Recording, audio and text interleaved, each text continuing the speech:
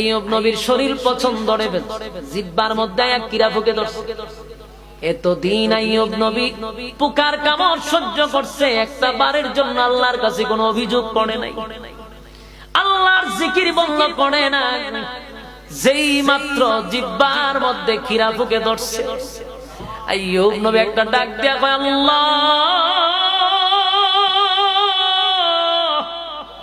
সব সহ্য করছি, কোনো অভিযোগ নাই গো, শরীর তুমি দিছ, তুমি খাওয়াইছ, আমার কোনো অভিযোগ নাই, আমার কোনো কষ্ট নাই, কিন্তু আল্লাহ আজকে আর পারলাম না, যে জিহ্বাটা দিয়া আমি তোমার নাম উচ্চারণ করি গো মালিক, আমি তোমার নাম যখন জপি আমার শরীরে কীড়া পোকের কামড়ের চেয়ে তোমার নামের মজা অনেক বেশি।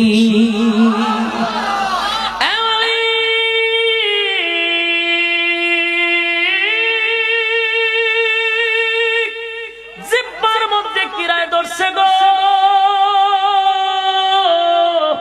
বরদাস্ত করতে পারি না, বরদাস্ত করতে পারি না।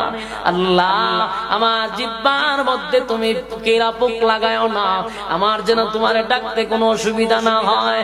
আল্লাহ বলেন, ফেরেশতারা